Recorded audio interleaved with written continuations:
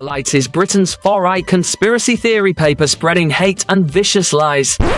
No, that's what the BBC say. The Light is the only national newspaper bringing you the real news and informed opinion on what's really going on today. You can subscribe, order copies, submit articles, and read back issues on our website, thelightpaper.co.uk, and see for yourself why the establishment are so worried about the uncensored truth getting out to people every month. The Light Paper.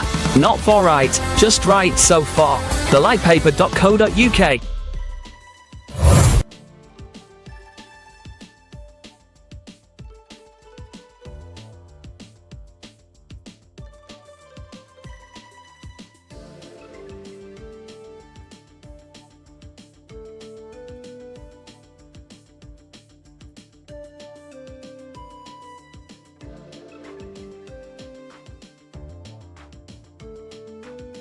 Scene script. Have you ever pondered the idea of financial independence and early retirement? The notion of not having to clock in at 9 or wrestle with the daily grind? Imagine a life where you're not shackled by financial obligations or a demanding job. It's not an impossible dream, but a reality for those who embrace the FIRE movement. That's financial independence, retire early. Consider the tale of Jane, a woman in her early 30s. Jane was an ordinary person living an ordinary life. She had a 9-to-5 job, a mortgage, car payments, and a lifestyle that was comfortable but hardly extravagant. And like most people, she dreamed of a life where she didn't have to worry about money. Jane decided to make a change. She began by cutting back on non-essential expenses, saving as much of her income as possible. She invested wisely, focusing on assets that generated passive income that didn't require her to trade time for money. Slowly but surely, Jane began to build her financial independence. She was still working, but she was no longer living paycheck to paycheck. She had a safety net, a cushion that gave her the freedom to make choices based on what she wanted, not what she needed. Fast forward 10 years, Jane, now in her early 40s, had achieved her goal. She was financially independent. She had enough passive income to cover her living expenses, and she no longer needed to work to survive. She was free to retire early, to spend her time as she pleased. Jane's story may seem extraordinary, but it's not unique. It's the story of anyone who has embraced the principles of the FIRE movement. It's a tale of discipline, of sacrifice, and of a relentless pursuit of financial independence. To summarize, the key points discussed today revolve around the idea of financial independence and early retirement. It requires discipline and sacrifice, cutting back on non-essential expenses and saving as much as possible. It involves investing wisely, focusing on assets that generate passive income. But most importantly, it requires a change in mindset. It's about seeing money not as a means to buy things, but as a tool to buy freedom. It's about understanding the true value of time and the freedom that comes with not having to trade it for money. This is the essence of the FIRE movement. It's not just about retiring early, it's about achieving financial independence, about gaining the freedom to live life on your own terms. Like Jane, you too can embrace the principles of the FIRE movement and embark on a journey towards financial independence and early retirement. After all, the only thing standing between you and your financial freedom is you. Ever wondered how much you'd need to save to achieve financial independence? The answer lies within the mathematics of a concept known as FIRE, which stands for Financial Independence, Retire Early. The most essential number in your journey to financial independence is calculated by multiplying your annual spend by 25. Notice the emphasis on annual spend, not annual income. This calculation is based on the principle that you need £300 invested for every pound you wish to spend each month in passive income. Hence, your FIRE number is also your monthly spend times 300. This mathematical principle is founded on the 4% safe withdrawal rate, as defined by financial advisor William Bengen. He proposed this rate after analyzing the S&P 500, which typically produces an average of better than 10% growth per year when studied over a period of approximately 30 years. Bengen considered factors such as inflation and market volatility. After studying previous market activity, he concluded that a 4% rate of withdrawal per year would provide for a 30-year sustainable portfolio in the vast majority of cases. So to paint a clearer picture, if your monthly spend is £1,000, then your target for financial independence is 300 times 1,000, or £300,000. Alternatively, if your annual spend is £12,000, your financial independence target is 25 times 12,000, which also equates to £300,000. The first step in planning your financial independence, therefore, lies in understanding your monthly and yearly expenditure. Without this knowledge, it is impossible to take further strides towards your financial freedom. In summary, the mathematics of FIRE revolves around the principle of multiplying your annual spend by 25 or your monthly spend by 300 based on the 4% safe withdrawal rate. Knowing your monthly and annual spend is crucial in determining the amount you need to save to achieve financial independence. Armed with this knowledge, you can then plan your journey towards financial freedom. Remember, the journey to financial independence is not a sprint, but a marathon. Embrace the mathematics of FIRE and take the first step towards your financial independence today.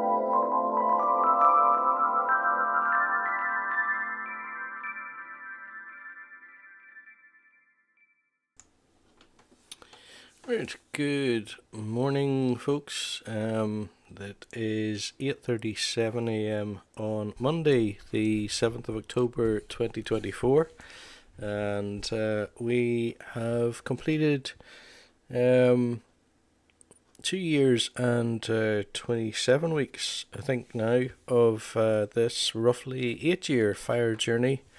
I'm not sure if that means that we're Well, actually, I think it means we're more than a quarter of the way there. First thing I think worth pointing out this morning is just where price currently sits. So that basically is where the end of the green dotted line arrives, or the height of the last candlestick there. Let me blow it up just to make it as clear as it's possible to be. So it looks to me as though price is currently, although it's not the very highest that we have seen, it is close to that. Let's bring it back to a more sensible looking graph.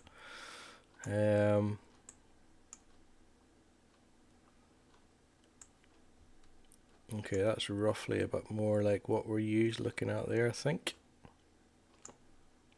So, currently price sitting at 82.89.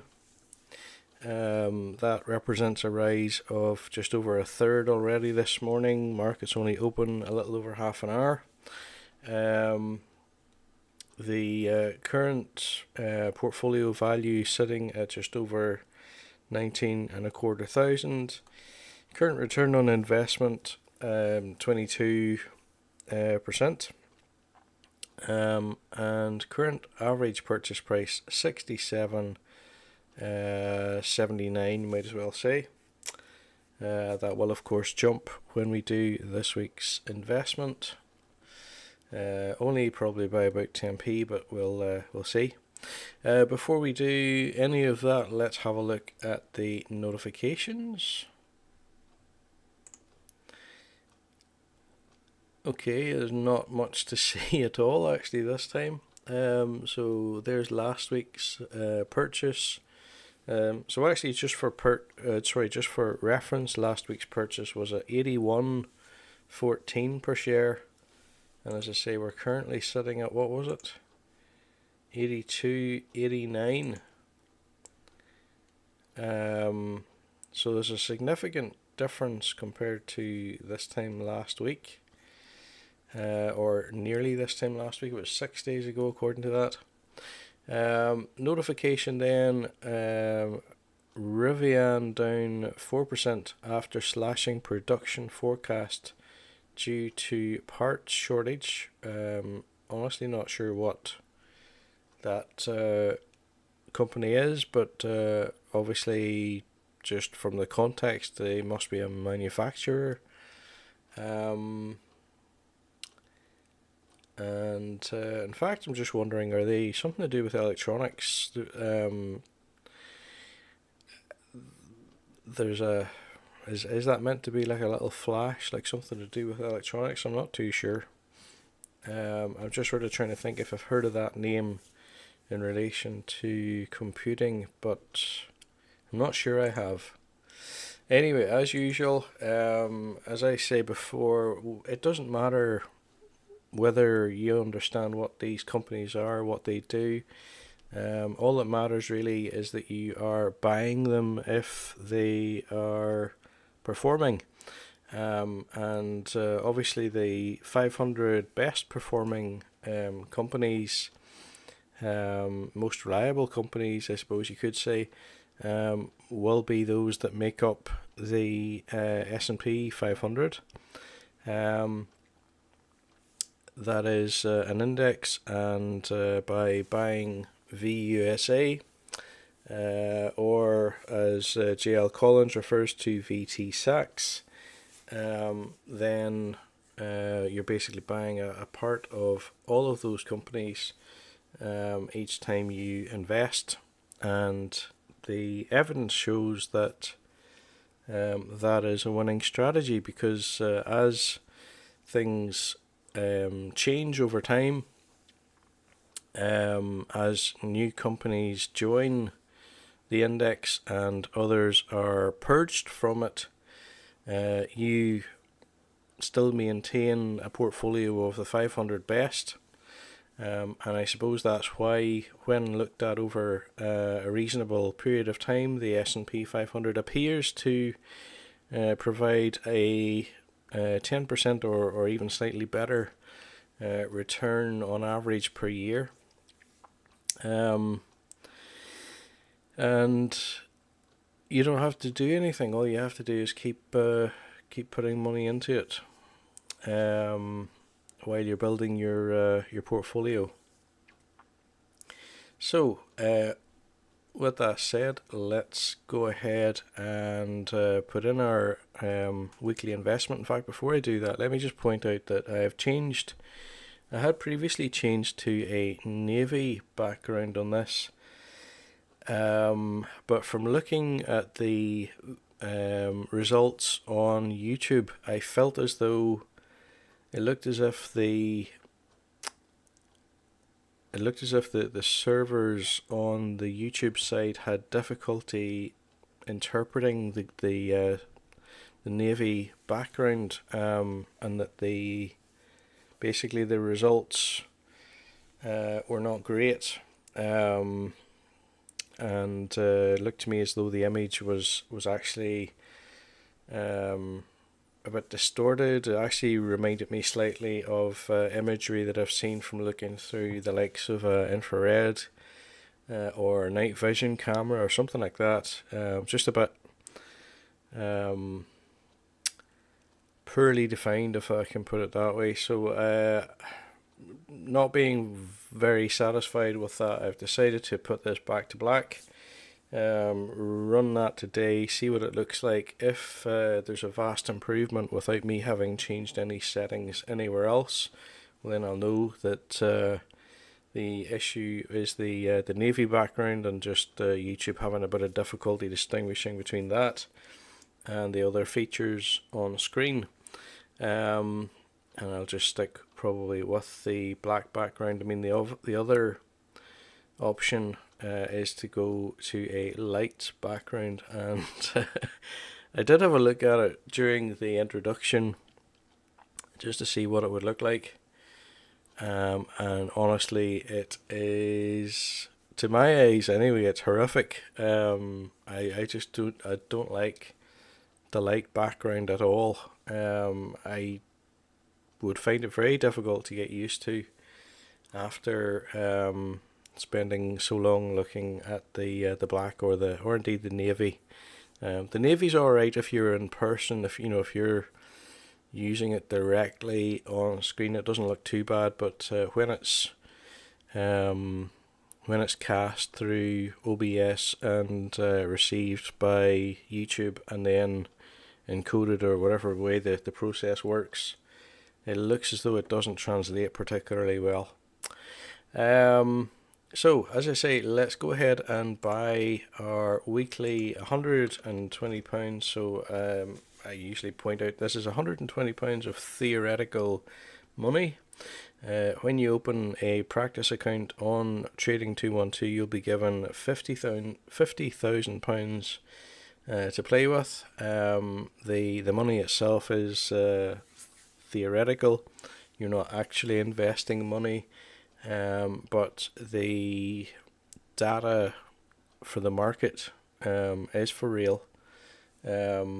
So that price is taken from the current price in the market, and as usual, the strategy, I suppose, if you like, that I'm trying to follow is mainly based on J.L. Collins' suggestion in The Simple Path to Wealth that people should buy the S&P.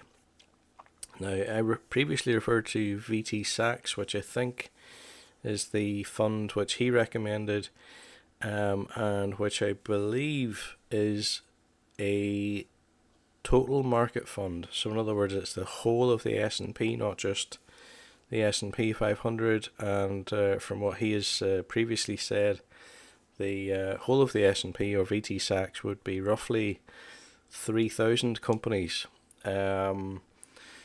Whereas I'm using VUSA, which is just the top 500. And people have compared the two, and it doesn't seem as if there's massive differences. The best performers make it into the top 500, and those that are really not performing will remain in the sort of the greater 3,000, I suppose, if you like.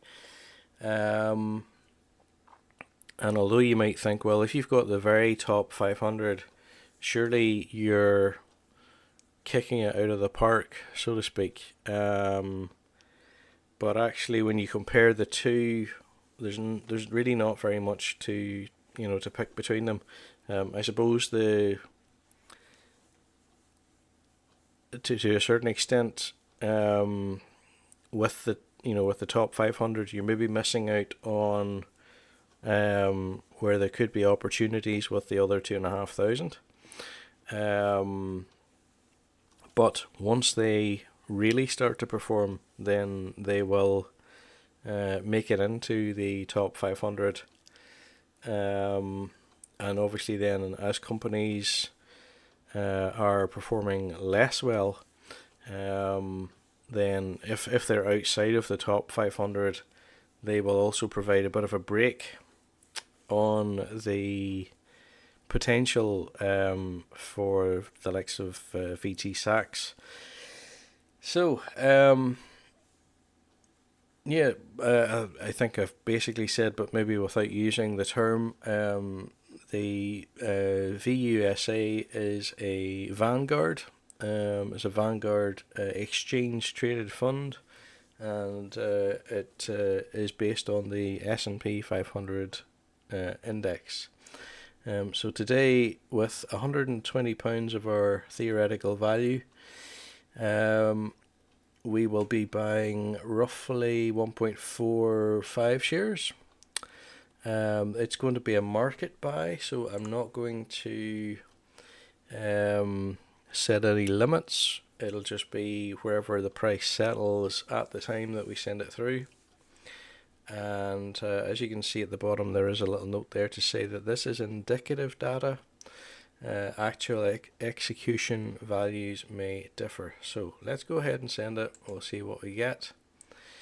Order placed, and then straight away after you bought. So we got 1.45 for shares at 82.87 per share. I'm just thinking I forgot to remind again what the average purchase price had been. I think was at 67.78. It's gone up roughly 10p. The portfolio value has updated.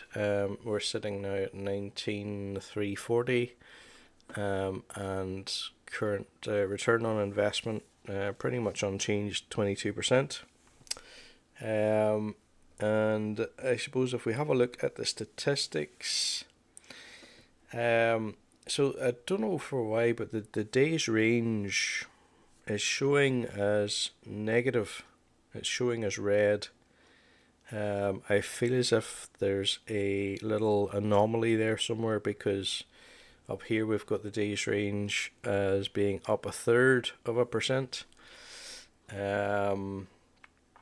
But either way, the days range is it's showing over quite a tight spread there. I mean, it's looking at 80 to 85 as the lowest, which is what it's saying it is to right now, and the highest being 83.03. I mean, if you look at the 52-week range, it's really impossible to tell that we're not currently at the very highest point on that. It is pretty close to it. Highest point so far, obviously 83.30. And yeah, the market is heading upwards. I would suggest probably not sustainably so. It looks all right. That position currently, I would say, is reasonable enough, and I can imagine that continuing to grow even further in the weeks, months, years to come. No issues with that at all. There was, as I've said before, there was a period of stagnation here. This sort of upward shoot is essentially little more than just recovering lost ground, and then it looks as if we're kind of back on track for a normal kind of roughly 10% growth, in my opinion at least. Alright, just trying to think if there's anything more to say about that, but I don't really think so. And with that being the case, I'm going to thank you for watching. If you are interested in following the journey, please subscribe to the channel, and if you particularly enjoyed this video, why not give it a thumbs up. I will be back at some point next week with more, and just to point out, actually, before I do completely go, that there is a free shares offer in the description for the video. Please only use that if you are sure what you're doing, if you are convinced that Trading 212 is the platform for you, and that you're happy to invest without further financial advice. Nothing here, of course, should be construed as advice. This is merely an example using a practice platform, an experiment if you like, and as per the selected category in YouTube, should only be seen as being for entertainment purposes, or maybe educational, just depending on your point of view. So yeah, just to say that the free shares offer is that if you sign up to a Trading 212 account yourself and you fund it and you invest, then you could you will be given free shares with the affiliate link up to the value of £100, they say. I don't believe anybody's actually ever used my affiliate link, so I have not seen how, basically what you get for doing that. And at the same time as you would get up to £100 worth of free shares, so would I. I don't know even if we would get the same shares. I don't think we do necessarily. I think it is just a random selection. But anyway, if anybody does that, I will certainly let you know what I got. And if you do happen to use the affiliate link yourself, why not let me know in the comments which shares you got. And guys, with that, as I say, thanks for watching. Have a great end to your Monday, and I will be back next week. Cheers for now.